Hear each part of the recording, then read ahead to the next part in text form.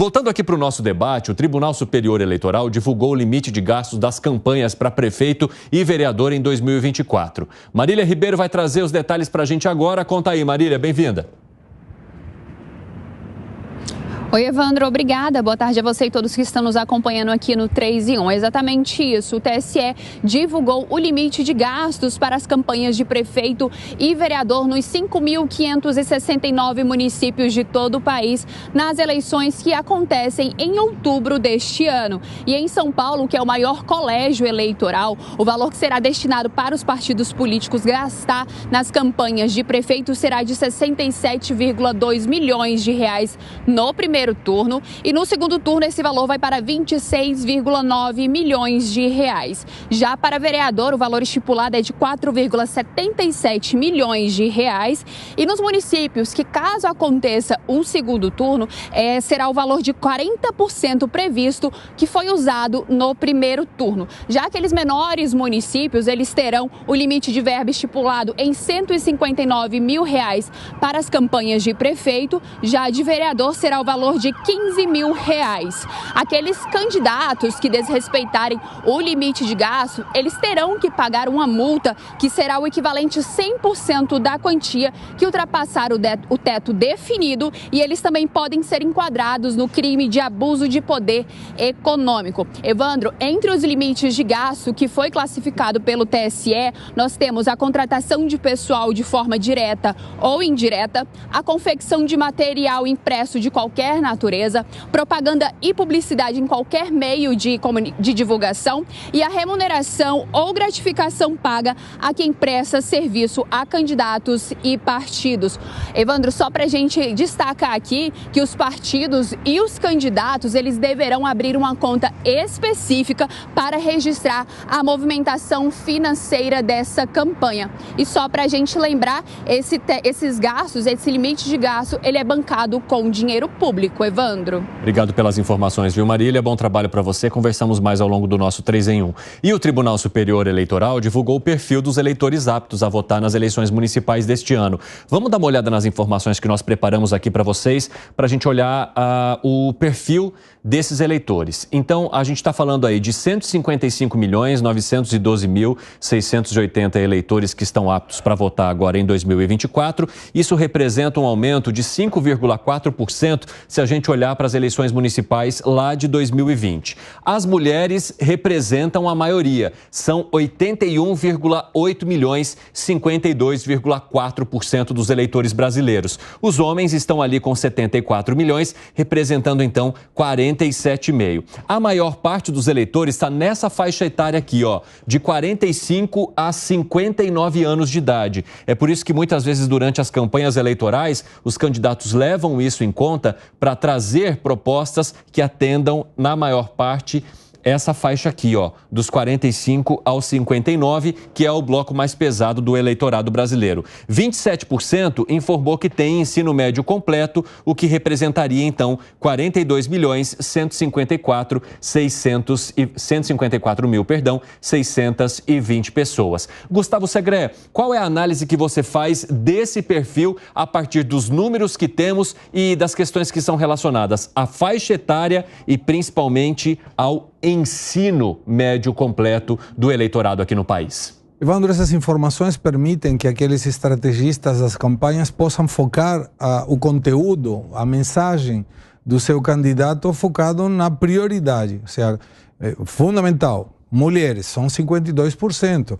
Então, o foco deveria estar naquelas mulheres, porque vão ter uma participação maior, percentualmente falando, que os homens. Segunda questão, a comunicação tem que estar adaptada para que a maioria vai estar entre 45 e 59 anos. Não adianta falar de muita tecnologia, porque esses são mais propícios aos jovens. Mas também não pode falar de coisas muito antigas, porque passa dos 60 anos. E a outra questão tem a ver com a escolaridade. O que me preocupou nessa divulgação não foi que 30 e pouco por cento, não lembro agora, ou 20, estamos aí, 27,4%. Tem o ensino médio completo. Me preocupou que outra grande minoria tem um ensino fundamental incompleto.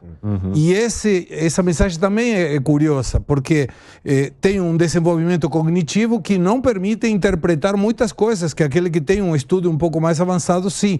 Então, a mensagem daqueles candidatos, através dos quem está coordenando as campanhas, com certeza vai estar focado naquela que tem maioria possível de ser o eleitor do seu candidato. José Maria Trindade, a partir desses dados, qual você acredita que vai ser a principal estratégia aí dos candidatos se a gente olhar para as principais capitais do país? Há uma tentativa, e é muito difícil, de agradar a todos, né? Mas vereador, ele foca um grupo específico, né? Os vereadores, eles trabalham com grupos, ou grupos de bairros, ou tema, né? Agora, o prefeito tem que ser mais abrangente. Me disse uma certa vez um grande profissional da área de marketing, né? Que o desafio é conquistar votos e não perder votos. Então, assim, é uma atenção muito grande para não perder votos de jovens, isso é muito importante, mas focar muito nesse grande meio aí, e principalmente em mulheres, que é a maioria dos eleitores no Brasil.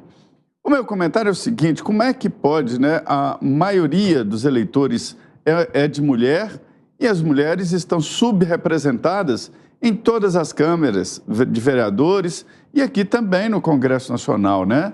Deveria ter uma certa coerência para se ter uma ideia de que o debate político é diferente. Não se pode pensar que uma mulher, por ser mulher, será eleita naturalmente porque tem a maioria dos votos de mulher numa determinada região.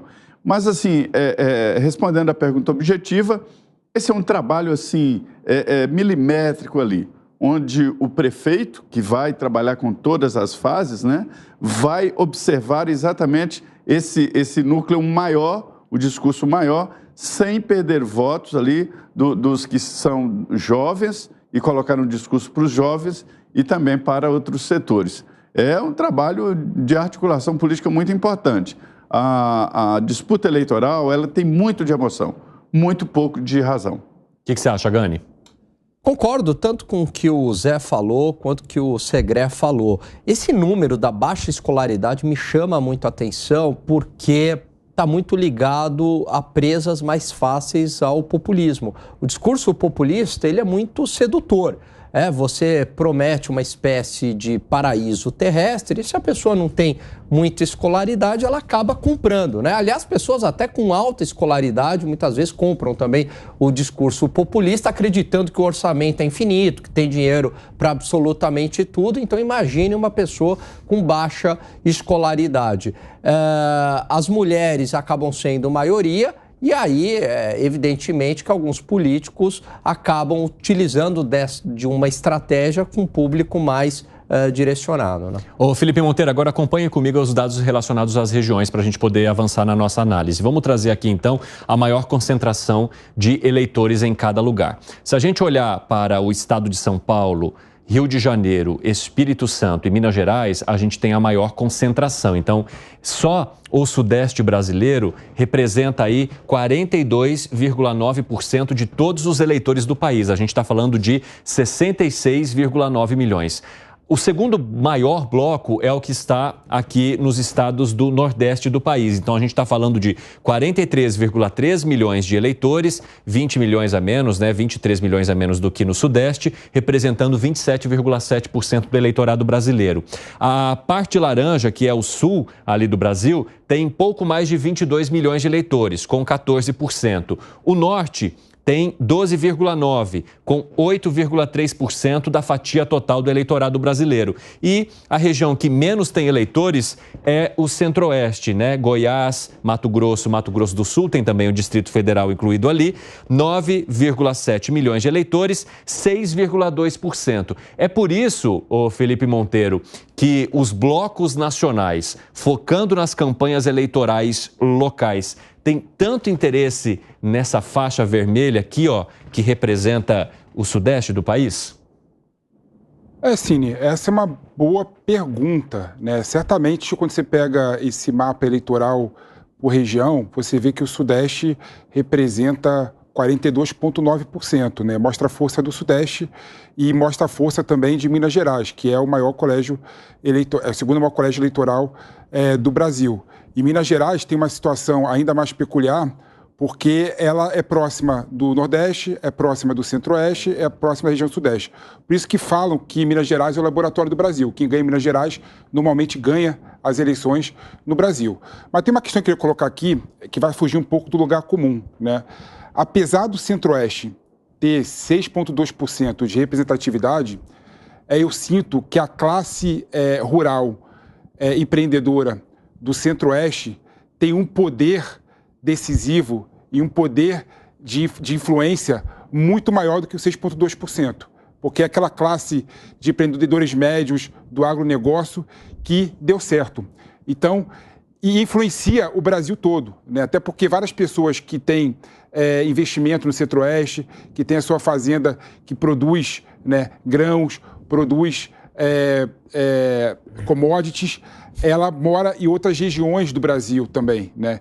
Então, o Centro-Oeste, apesar de ser pouco representativo, tem uma força muito maior do que se vê por esse gráfico. Então, eu sinto que a emancipação do Centro-Oeste e a força que tem o Centro-Oeste por conta do agronegócio no Brasil, que é pop, o agronegócio que tem a pujança, né?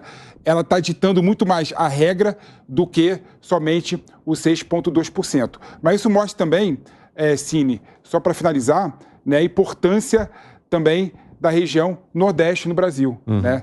Que Bahia, por exemplo, é um estado que é o primeiro colégio eleitoral São Paulo, depois Minas Gerais, depois é Bahia o terceiro, se não me engano. Rio de Janeiro. Rio de Janeiro e Bahia. Rio de Janeiro e Bahia. Rio de Janeiro e Bahia, né? E mostra claramente que tem uma certa influência, né, eleitoral. Então, quando você analisa, né, as eleições municipais de olho nas eleições de 2026, passa também por ganhar espaço nesses espaços de poder. Que leitura você faz, Segré? Eu concordo. E, inclusive, Bahia, para a majoritária, foi determinante. 3 milhões de votos a favor do candidato na época Lula, contra 1.900.000, que foi a diferença entre o Lula e o Bolsonaro. Então, somente essa região que sociologicamente é difícil de explicar, porque tem indicadores muito ruins, mas continua insistindo, votando na mesma ideologia. É muito curioso, né? Porque tem indicadores de segurança, educação, de saúde muito ruins, mas continua esforçando. E o eleitor é sagrado. Se ele escolheu, ele que segure as pontas. Mas essas eleições em particular, mesmo com uma diferença entre os estados do Sul, do Sudeste, das diferentes regiões, me parece que tem um foco muito mais definido, porque é a cidade é que determina o candidato, não é majoritário.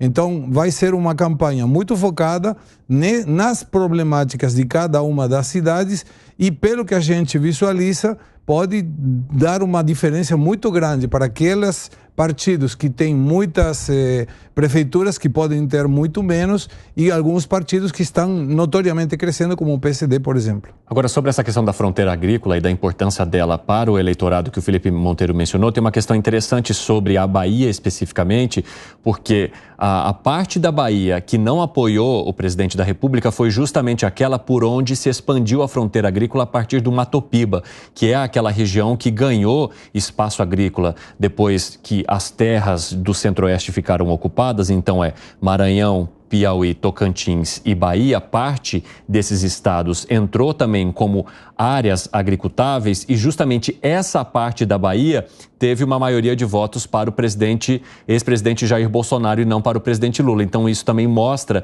uma relação do agronegócio com a escolha daqueles que vão ocupar o principal lugar do poder aqui no nosso país.